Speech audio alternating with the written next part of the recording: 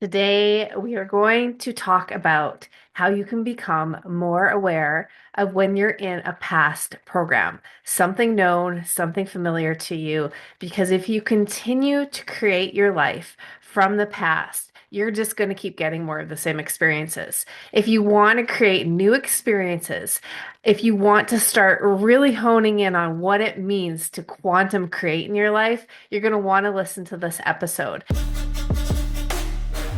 Welcome to Winning the Divine Lottery. I'm your host, Amy Dawes. This episode is actually inspired by a real life experience that I had with my 16-year-old son last week. And I love when life gives us opportunities to transform, to learn these teachable moments that we can actually gain the rich wisdom that is there available to us. It's so important that if you're wanting to change something in your outer environment, there's something that you're just not satisfied with. It's really important to understand what is creating that in the first place. And more often than not, it is our subconscious programming. It is our conditioning. It's our limiting belief systems. It's how we perceive the world and how we look through our own lens. Our perspective really, really does shape our reality, how we think and how we speak, because that creates a ripple effect and energy and emotion that drives a certain behavior. So I was having this experience with my son, and I absolutely love it because I've been working, oh my goodness, with personal development, diving into my belief systems for it's going on 18 years.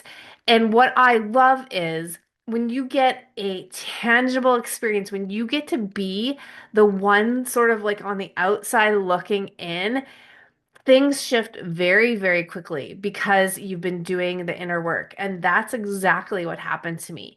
So my son came to the table, we were eating dinner, and he wanted something. But the minute he came into the wanting something, before he even spoke, his energy completely changed. So, number one is notice the energy. Start tuning into the energy. You can practice this with yourself and you can practice this with other people, especially people that you know really well. So, he came in wanting to ask me something, wanting a certain outcome, wanting a certain result, and I could feel instantaneously his energy shift from him being very open to being very limited, constricted, and almost like an attachment to the outcome.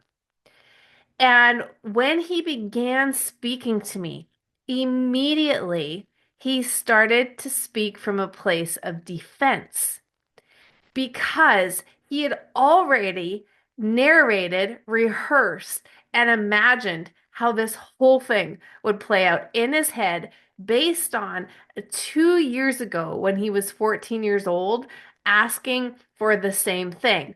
Now, 2 years later, he is not the same kid. I am not the same mother. I don't view him the same way, but he did this. And I'm using this as an example because we do this all the time. When we've had an experience in the past with somebody and it turned out a certain way, we got a certain result, okay? We tend to lock that in and we carry it around and we think that the next time we want something similar, we will get the same result. And so, what our brain does is brings up that memory, that known memory, that experience, that familiar pattern, and it will rehearse how it's going to go, which is not the way you want it to go in the first place. And then how you have to come up with and defend all your limitations. Now, this was about a girl. 2 years ago, he asked if he could bring a girl and hang out in the basement, and I said, no, you guys can hang out upstairs. Now, 2 years later, he's like, if it gets to that point, Mom, that this girl that I started dating, that I could hang out with her in the basement, this is what he wanted. Like, if he would have just sat down and said, how do you feel about this, Mom? I would have been like, cool, let's have a conversation. What are your intentions?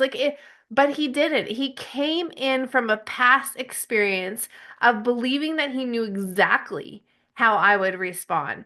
And the really cool thing about this moment, because I am a conscious parent, doesn't mean I'm perfect, but I am a conscious parent. So when I am consciously aware of what is happening, I take that as an opportunity, a trainable moment. And he was aware of that, and he did not want to be trained in the moment. But I was like, Bryce, let's unpack this because you can come at this from a completely different way. Because number one, you don't actually know how I'm going to respond. You think you know how I'm going to respond based on a memory from 2 years ago. And so he was asking from that place. He was asking from, I already know what she's going to say. I already know how this is going to go. So this is the energy that I'm bringing. It was a place of feeling inadequate, lacking, and thinking he wasn't going to actually get what he wanted. So he had to fight. Like he was in this fight mode, right? And emotions came up. And I didn't bypass any of this, but this was just such a teachable moment and a learning opportunity that we talked it out. And I walked him through the stages as he was presenting this to me, and he totally got it. He's like, "You're right, Mom." And I got to the point, this is something really, I think, vital and such a great takeaway when you're working with somebody else. So if you're working with your child, if you're working with a relationship, if you're working in a friendship or a business environment, any relationship, that you can actually bring it back to, how do you feel? Like, what would this give you? Like, how would you feel if I said yes to allowing you to hang out, have your privacy in the basement with this girl? And the reason I did that is because I knew there was emotion behind it. And that was the driving force. But because he thought and expected and assumed that I was going to respond from the past, from the known, it brought up the emotions of, I'm not trusted, I don't have my freedom, and that made him feel really crappy, right? So that's the emotion he was coming from when he presented me with this. So because I'm a conscious parent, I was aware of it and I was just like, let's go into this. And then I really wanted to know. I really wanted to bring it home. This is like the home run piece. I asked him again. I asked him a few times um, to get him in touch with his emotions and what this would provide him. And he said, it makes me feel free, makes me feel like you trust me. And it was really about him, trusting him. It really wasn't about me. And when he got to this place, there was like this, whew, the energy just went from like really, really static and constrained to really, really settled and relief and open and willing to receive. It was such a teachable moment for me when it's that clear and it's right in front of you. We do this all of the time. We rehearse our past all of the time. And if you can become aware of when you're doing that, we have this inner conversation going on all the time. When we're going to work, when we're going to the grocery store, when we're about to hop on the phone with a family member, we we do. We rehearse the known. We rehearse how they're going to behave based on what we know, the familiar, the past, and we rehearse how we're going to behave because of our identity with that familiar pattern of that person or that place or that thing. We do it all the time. So, more often than not, we are actually creating our day to day from the past, from the known. And if you really want to change your life, if you want significant, drastic change in your life, you cannot keep creating your life from the past because you're just going to get more of the known. Now, the catch 22 is this is what our brain's designed to do. Your brain is designed to keep you safe. You're safe in the familiar. You're safe in the known, even if you don't like it, even even if it makes you uncomfortable. That familiarity is safety to the brain, to the nervous system.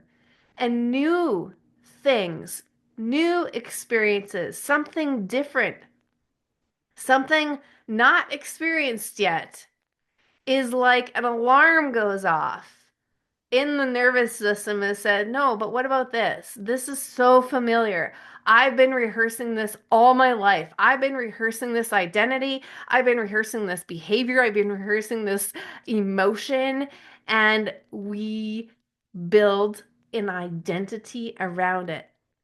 And through that identity, we have certain beliefs, we have certain perceptions about us, about others, about the world, about society, about politics, about music, about sex, about everything, about money.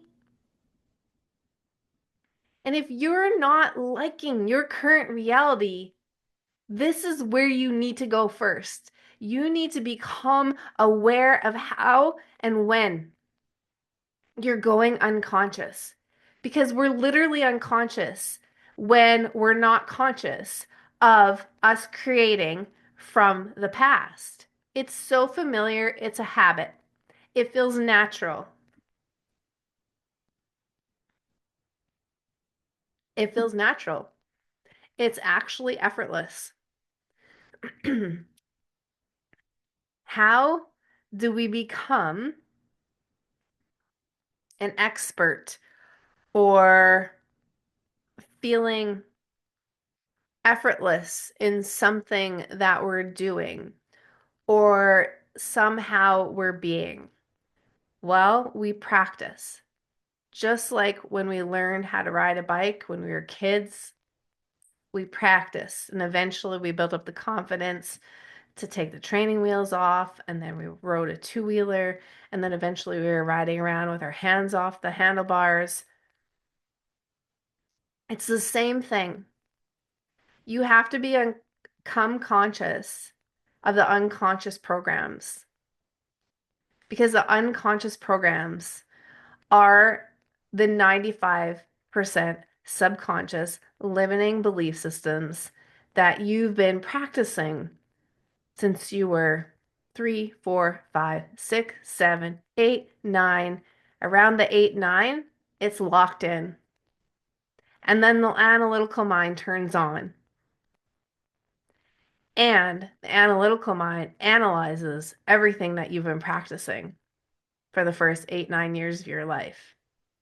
It's wild. That's how susceptible we are to our environment. We see and we behave. So you have to start seeing your behaviors. You have to start becoming conscious of your unconscious behaviors and those things that you do naturally on repeat without thinking about them. And one thing I want you to know when I say this, because some people go like, "Oh my gosh, that sounds like so much work." It is. But the reward on the other side is to realize that the power was always in you. The power was always inside of you. If you had the power to be able to see and then behave, to see, internalize it as an emotion, and then behave in a certain way to get a certain result, you can now use that for good. You can now use that for creating consciously in your life. You can now use that to transform your life. Transformation means something totally different.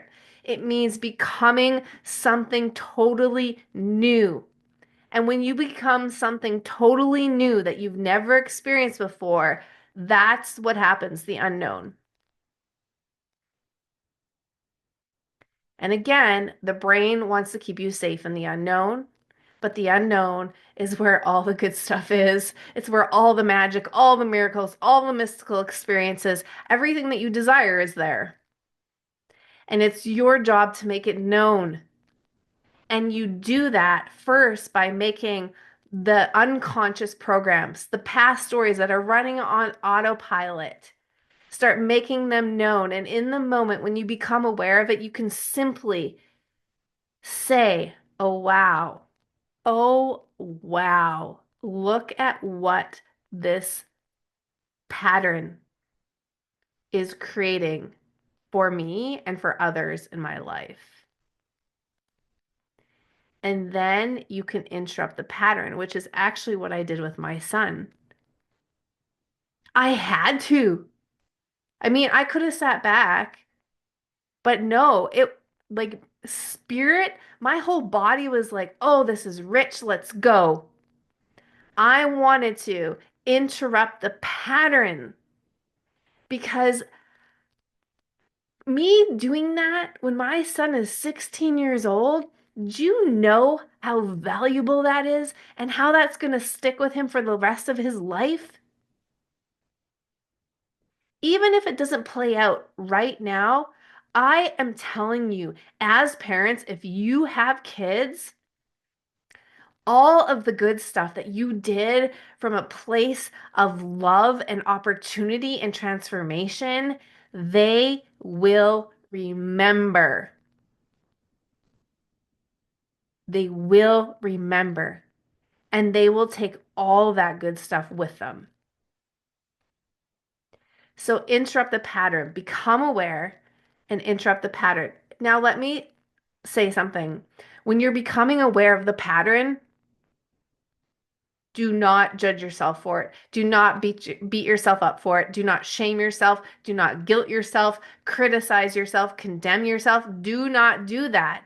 Every one of us operates like this.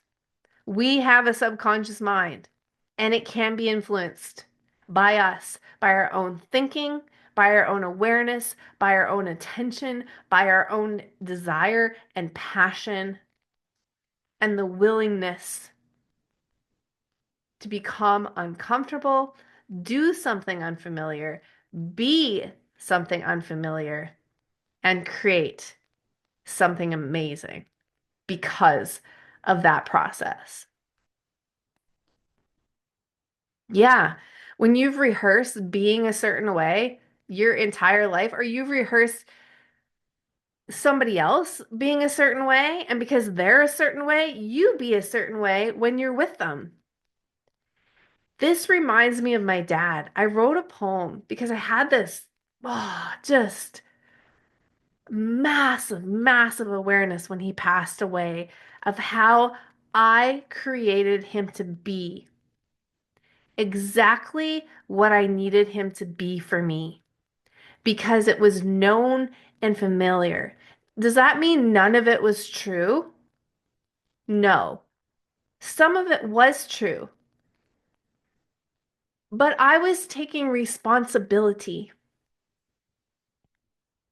because I could choose to be any way I wanted to be with him. But it was so easy in so many little conversations with him for me just to become the program and the pattern again because I had rehearsed it for how many years. So we have to do something to interrupt the pattern, the program. We have to do something different. Whether that's physically moving your body or saying out loud to the pattern, "Hey, I see you. I see you. I see what you're doing. I see what this has been creating for me. And I kind of don't want to create that anymore. So here's what I'm going to do. I'm going to love you and I'm going to thank you for being what I needed you to be for me. But now I'm aware and now the power is in me and I can create something new. It's as simple as that. It's as simple as that. In those moments, it's as simple as that. The other part to this is spending time in silence with yourself. Because when you spend time in silence with yourself, aka meditation, you will come to know all of those subconscious programs. Not all at once, because that would be overwhelming. But you will start to notice the way you think, the way you habitually think. And when you're quiet and when you're still and your brainwave patterns start to slow down, you are conscious and awake, but not emotionally invested. So you become the observer and you watch these thoughts. And then sometimes the thoughts go shh and pull your awareness right with them, and they go. And then you become aware of, oh, that happened again. And you bring yourself back to the present moment. And the whole purpose of this is because every opportunity is an opportunity to experience something new, which is the unknown. I'm going to bring it right back to my son. That opportunity, had he not been rehearsing how he knew it was going to go, was an opportunity for him to experience something new. Now, because I was conscious and aware and I could sense his energy, I'm also very sensitive to energy. And instead of getting caught up in his known program, because I could have done that, I absolutely could have submitted to that version of me that he was rehearsing in his head. And that's what most of us do, by the way. But I didn't. Instead, I took the new experience and we walked through it piece by piece and we kept bringing it back. And I kept saying to him, start over, start over. This, like, you have a brand new opportunity. Start over, come from this place. And this is really how we shape our mental and spiritual maturity. This is how we become conscious men and women. I believe that meditation is one of the most dynamic tools that is free. You can set aside time in your day to close your eyes, be still, and go within and start observing. Let your alpha brainwaves slow down. And when you're in alpha and theta and you're observing all of these thoughts, Dr. Joe Dispenza talks about it going into the familiar past or the familiar future. Just always bringing your awareness back into this present moment because the present moment is generous with the unknown.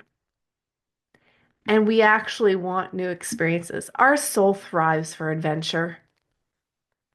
Our soul did not come here to live Groundhog Day over and over and over again. Our soul came here to be free. And that's why every single one of us craves that on a deep level. We want freedom. And it's because we have to remember The journey that we're on is to remember that these loops, these reality loops of our past playing out over and over and over, when we wake up to that, we're like, our that's the thing, that's the role that we're here to play, to remember that I am not that. I'm not my past. I'm not these reality loops that keep playing over and over. I am not the matrix. I am not the mind. I am not the body. I'm not my history. I'm not my name. I'm not where I came from.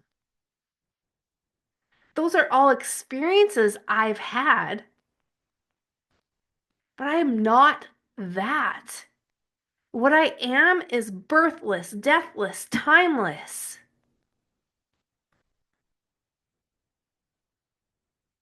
That's the journey. I really hope this inspired you. I really hope this helped you. I really hope that you found value in this. I really hope that you take whatever resonated with you the most and you start applying it to your life, because it's when we take something and we start trying it on like an experiment. That's when we start integrating. And we need integration to transform. We need the integration to help us ground in the physical 3D world. We're not here to escape it. We're here to enjoy it, but not be attached to it. And when we're not attached to it, we enjoy it way more. We know that there's a new experience right around the corner. We know there's actually something better coming when something else falls apart and leaves. Yes, even in the hardest things. So take it, start becoming more aware of when you go unconscious to the unconscious programs, which are the familiar, subconscious, deep-rooted conditioning that are running your life 95% of the time. And there's a thought process with that, and there's an emotional addiction with that, and there's a behavior that then goes out into the world, this personality of you, which isn't even really you, that creates more of what you don't want. And I'm pretty sure that if you're here listening to my show, that you want more of what you want. You want less struggle. You want less stress. You want less poverty. You want less lack. You want more love. You want more joy. You want more freedom. You want more amazing new experiences that will blow your mind and delight your soul. That's that's real. That's not some airy fairy fantasy. You came here for that. You came to experience heaven on earth. And order is heaven's first law.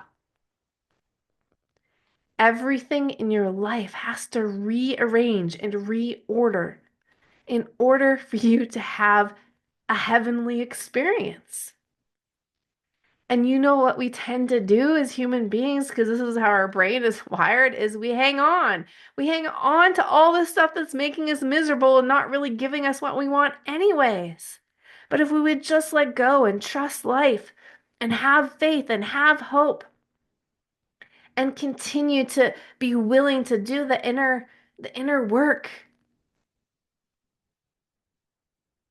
we would start to really truly have heavenly experiences. For me, that's the mystical. That's when I'm inspired. That's when I expect the unexpected.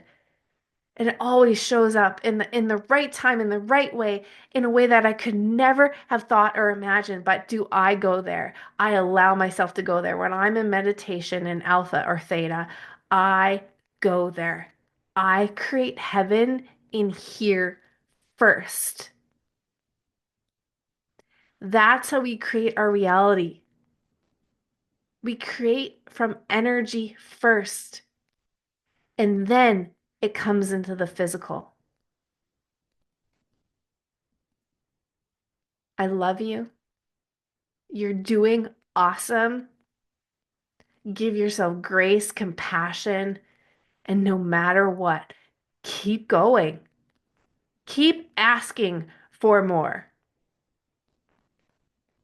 You will find what you're looking for, and it will be inside of you. There might be something outside of you that reflects that, but it's in you to begin with. Everything is. Thanks so much for listening. If you found this episode valuable, please share it with a friend. Thank you.